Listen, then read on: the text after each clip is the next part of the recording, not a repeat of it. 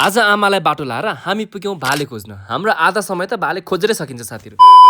High everyone, this is me Arun Limbu र first of all यहाँहरु सबैजनालाई welcome to my mini blog भन्न चाहन्छु र आशा छ यहाँहरु सबैजना स्वास्थ्य व्यस्त हुनुहुन्छ र म पनि एकदम धेरै ठिकठाक छु। र आज पनि फाइनली भिडियो स्टार्ट भइसकेछ। तपाई देख्न सक्नुहुन्छ हाम्रो आफ्नै चुलो चौतारी भान्सा घरबाट। साथीहरु त्यसपछि म झ्याप्पसँगले भान्साघर बोलाउँदा आमाले संसार काम सकेर अघि अदुवा केलाउँदै बस्नु भएको रहेछ। त्यसपछि आज के काम गर्नु भएछ भनेर झ्याप्पसँगले म किचनतिर छिरेको त ओ माइ गॉड साथीहरु, आमाले सबै कुराहरु तयारी गरिसक्नु भएको रहेछ। त्यसपछि म पुगे 10 केजी टमाटर लिनको लागि करेसाबारी अर्थात हाम्रो काइला काकाको सब्जी पसलमा। हो साथीहरु, मैले किन करेसाबारी भने उहाँले एकदमै फ्रेश सब्जीहरु दिनुहुन्छ, साथसाथै सस्तोमा मिलाएर दिनुहुन्छ, त्यही भएर मैले करेसाबारी भने। अब काइला काकाको सब्जी पसल पुगेपछि त एकछिन गफ नगर्ने कुरै भएन साथीहरु। त्यसपछि उहाँसँग गफसप गरेर म सर्लक्क आइसके। अनि साथीहरु आज चाहिँ आमाको माइत अर्थात मेरो माउली घर जाने दिन, त्यही भएर आमाले चाहिँ मस्त भारी कस्दै हुनुहुन्छ। त्यसपछि हामीले खानासाना खाएर त्यसपछि 1 बजीतिर उहाँलाई चाहिँ गाडी चढाउनको लागि हामी बसबाट झर्दैछौँ। चुलो चौतारी भान्साघरदेखि बसबाट झर्नु जम्मा 2 पाइलाको बाटो छ साथीहरु। कतिपय साथीले मेरो भिडियोमा सोधिराख्नु भएको छ हाम्रो चुलो चौतारी भान्साघरको लोकेसन चाहिँ कहाँ पर्यो नि भनेर भन्नुहुन्छ। कहीँ जानै पर्दैन साथीहरु, चुलो चौतारी भान्साघर आउनको लागि सर्लक्क बस पार्क आए पुगिहाल्छ। बस पार्कदेखि नजिकै रहेको चुलो चौतारी भान्साघरमा तपाई पनि भिजिट गर्न चाहनुहुन्छ भने दिएको बायो नम्बरमा कन्ट्याक्ट गर्न सक्नुहुन्छ। भन्दै साथीहरु हामी चाहिँ पुगिसकेका छौँ फेरि पनि भाले खोज्नको लागि। साथीहरु के गर्न, हाम्रो कामै भाले खोज्नु पर्ने भएको छ। त्यसपछि हामी पुग्यौं साथीहरु झ्याप्पसँगले हामीले अर्डर गरेको ठाउँमा, जहाँ चाहिँ हामीले अस्ति नै फोन गरेर बन्दोबस्त गरिसकेको थियौं कुखुरा चाहिँ। सो साथीहरु झ्याप्पसँगले हामी त्यो आन्टीकोमा घरमा पुग्यौं। त्यसपछि साथीहरु झ्याप्पसँगले पुग्ने बित्तिकै घरधनी आन्टीले अघि बाँधेर राख्नु भएको भाले झ्याप्प हात लाउँदै अब भने हामी उकालो चढ्नु पर्ने हुन्छ। प्युर लोकल भालेको सुप खानको लागि चाहिँ चुलो चौतारी भान्साघरलाई सम्झिनु होला साथीहरु। भन्दै आजको मिनी ब्लग चाहिँ यस्तै हो साथीहरु, किनभनेदेखि मैले धेरै भिडियो क्याप्चर गर्न पाइनँ। त्यही भएर साथीहरु thank you so much for watching this video. फेरि भेटौँला, अहिले भने छुट्टिन्छौँ। स्वास्थ्य रहनुहोस्, बेस्ट रहनुहोस्, please don't forget to subscribe my YouTube channel. Bye bye, thanks for watching.